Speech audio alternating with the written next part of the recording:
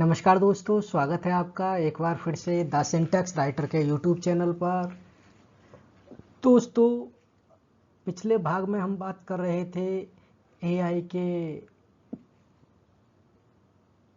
इतिहास के बारे में, जिसमें हमने एआई का सपना जो कि प्राचीन काल से प्रारंभ हुआ था और वहाँ से स्टार्ट होने के बाद 1956 में कैसे एक वैज्ञानिक क्षेत्र बन गया, यहाँ तक की बात की थी।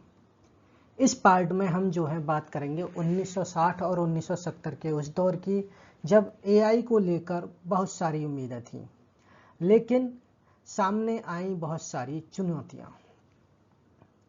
दोस्तों, एआई को लेकर शुरुआत में जो है बहुत ज़्यादा हाई होप्स थी, बहुत ज़्यादा उम्मीदें थी, बहुत ज़्यादा आशाएं थी।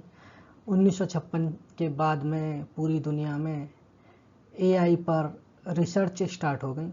कुछ उनमें से प्रमुख यूनिवर्सिटीज़ थीं, जैसे MIT, स्टैनफोर्ड और कैरेनिज मेलॉन। इन सब में जो है एआई लैब्स बनाए गए।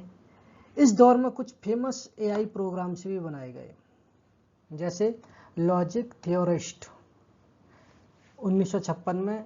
इसे दुनिया का पहला एआई प्रोग्राम माना जाता है और इसे जो बनाया था वो बनाया था एलन न्यूवेल और हर्बर्ट साइमन ने।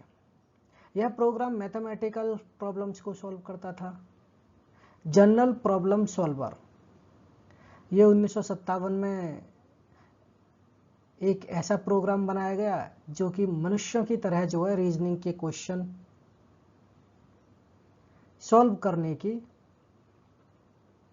कोशिश करता था।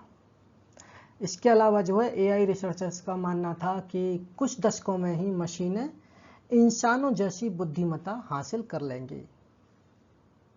फिर क्या होता है? स्टार्टिंग होती है नेचुरल लैंग्वेज प्रोसेसिंग की और रोबोटिक्स की। 1960 के दशक में रिसर्चर जो थे, उन्होंने जो नेचुरल लैंग्वेज थी उसकी अंडरस्टैंडिंग की दिशा में काम करना स्टार्ट कर दिया और पहला कंप्यूटर प्रोग्राम जो कि था एलिजा, जो कि 1966 में बना था, वो एक साइकोथेरेपिस्ट की तरह बात करता था। इसे बनाया था जोसेफ वाइजेनवॉम ने। फिर था एक और प्रोग्राम, या कहिए कि यह एक रोबोट आर्म था, SHRDLU। ये जो है 1970 में बना और ये जो रोबोटिक आर्म्स थे ब्लैकबर्ड में इंस्ट्रक्शन का काम करते थे। इसके बाद में जो प्रोग्राम बने ये सभी बहुत लिमिटेड प्रोग्राम थे, लेकिन उस समय के लिए बहुत प्रभावशाली थे।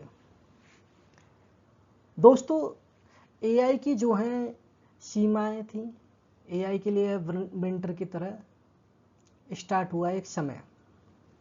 1970 के दशक के मध्य तक ये साफ हो गया कि एआई उतनी तेजी से प्रगति नहीं कर पा रहा है जितनी की उम्मीद थी। अब मुख्य समस्या क्या थी कि एआई का विंटर सीजन स्टार्ट हुआ। पहली चीज थी कि कंप्यूटर्स की सीमित प्रोसेसिंग पावर, क्योंकि 1970 के आसपास इतने सुपर फास्ट कंप्यूटर नहीं थे जितने की अब हैं। उनमें मेमोरी और स्टोरेज की बहुत ही ज़्यादा कमी थी, जो कि रियल वर्ल्ड सिचुएशंस में फेल हो जाते थे। उनके प्रोग्राम फेल हो जाते थे जब भी रियल वर्ल्ड कोई प्रॉब्लम आती थी तो। और लैंग्वेज को समझना बहुत ही कॉम्प्लेक्स निकला। जो हमारी नेचुरल लैंग्वेज है, जब हम बात करते हैं कैसे बात करते हैं, क्या रिएक्शन होनी चाहिए, ये सभी चीज़ें जो हैं बहुत ही ज़्यादा कॉम्प्लेक्स हुआ।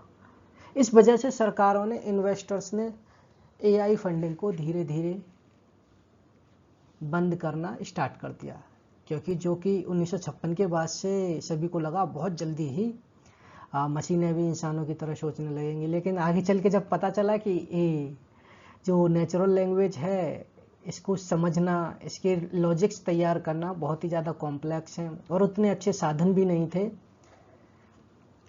पहले जो सरकारें या कोई जो इन्वेस्टर्स थे वो इस पर पैसा खर्च कर रहे थे, उन्होंने धीरे धीरे अपने हाथ जो है पीछे खींचने स्टार्ट कर दिए, जिसकी वजह से एआई का जो विंटर सेशन है वो स्टार्ट हुआ। यानी कि एआई का जो ठंडा दौर है जहां पर एआई की प्रगति एक साथ रुक सी गई। लेकिन इसके बाद बावजूद भी कुछ एडवांसमेंट जारी रही, मुख्य धारा की जो फंडिंग में गिरावट आई, लेकिन कुछ जो रिसर्चर्स चुपचाप अपने काम पर लगे रहे और उन्होंने जो है एक सिस्टम बनाया, एक कॉन्सेप्ट तैयार किया जिसे हम एक्सपर्ट सिस्टम्स के नाम से जानते हैं।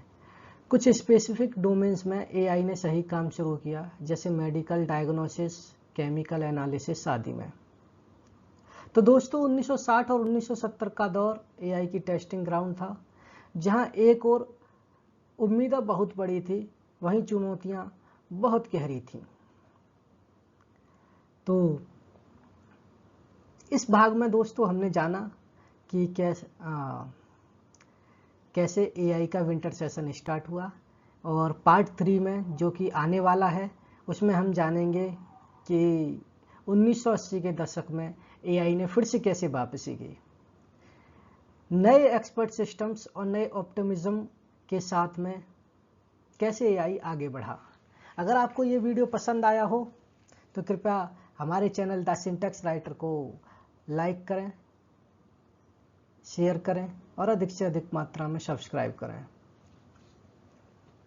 मिलते हैं भाग 3 में, तब तक के लिए जय हिंद, नमस्कार।